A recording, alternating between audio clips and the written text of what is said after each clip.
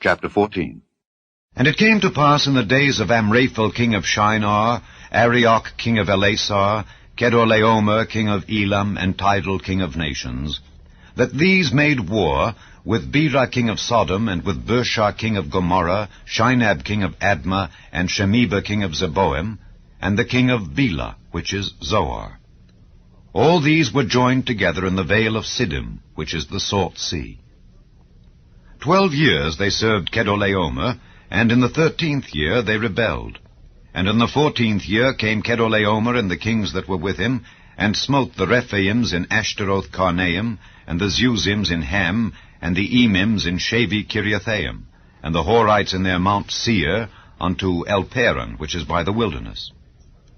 And they returned, and came to Enmishpat, which is Kadesh, and smote all the country of the Amalekites, and also the Amorites, that dwelt in Hazezon Tamar. And there went out the king of Sodom, and the king of Gomorrah, and the king of Admah, and the king of Zeboim, and the king of Bela, the same is Zoar, and they joined battle with them in the vale of Siddim, with Kedorlaomer the king of Elam, and with Tidal king of nations, and Amraphel king of Shinar, and Arioch king of Elasar, 4 kings with 5. And the vale of Siddim was full of slime pits, and the kings of Sodom and Gomorrah fled and fell there, and they that remained fled to the mountain. And they took all the goods of Sodom and Gomorrah and all their victuals, and went their way. And they took Lot, Abram's brother's son, who dwelt in Sodom, and his goods, and departed. And there came one that had escaped, and told Abram the Hebrew, for he dwelt in the plain of Mamre the Amorite, brother of Eshcol, and brother of Aner, and these were confederate with Abram. And when Abram heard that his brother was taken captive, he armed his trained servants, born in his own house, 318, and pursued them unto Dan. And he divided himself against them, he and his servants, by night, and smote them, and pursued them unto Hobah, which is on the left hand of Damascus.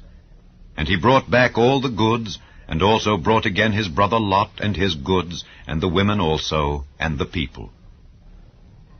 And the king of Sodom went out to meet him after his return from the slaughter of Kedorlaomer and of the kings that were with him, at the valley of Shavi, which is the king's dale. And Melchizedek king of Salem brought forth bread and wine, and he was the priest of the Most High God.